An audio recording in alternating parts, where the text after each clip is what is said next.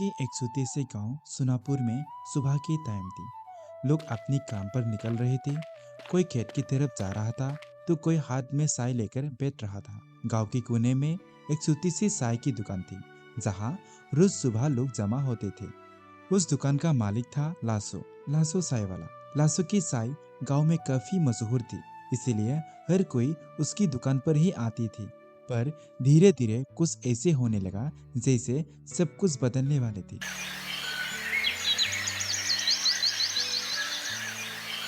असम का एक छोटी सी गांव सुनापुर में एक लालसी चाय वाला रहता था, जहां रोज लोग हंसते हुए लासो की दुकान पर आती थी और वहां मिलती थी लासो की मशहूर चाय। पर उस चाय में सिर्फ स्वाद नहीं था, एक राज भी छुपा था।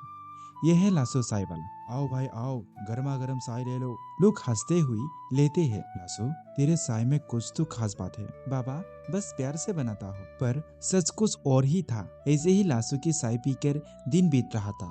लासो जल्दी अमीर बनने के लिए हर दिन सपना देखता था। एक दिन लासो के अंदर धीरे धीरे लालच बढ़ने लगा। दूध कम, पानी ज्यादा मिलाने लगा, सस्ती चाय पत्ती यूज करने लगा। और लासो का पत्नी बोला, अरे अरे गौरी, थोड़ा सा ही तो है, किसी को क्या पता चलेगा।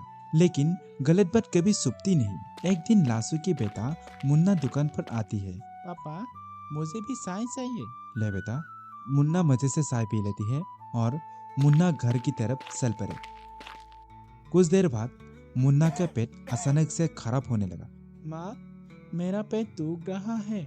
और मुन्ना की माँ टेंशन होने लगता है।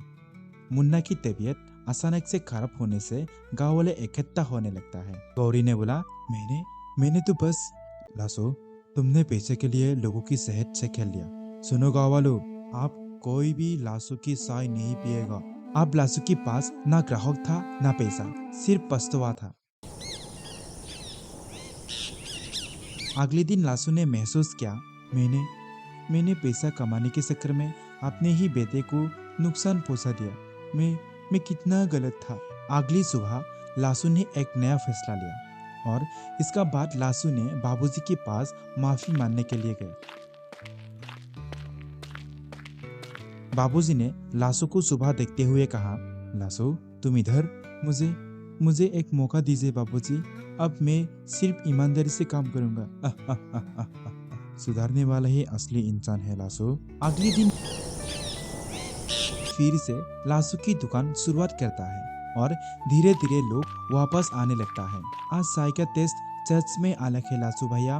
इस बार सिर्फ चाय नहीं मुकेश, ईमानदारी से भी काम करूंगा। अगले दिन लासू का बेटा मुन्ना भी ठीक हो जाता है और गौरी भी खुश हो जाता है। दोस्तों, जिंदगी में पैसे जरूरी है, पर ईमानदारी उससे भी ज्यादा जरूरी है। लालच एक ऐसी आग है जो इंसान को धीरे धीरे बर्बाद कर देती है।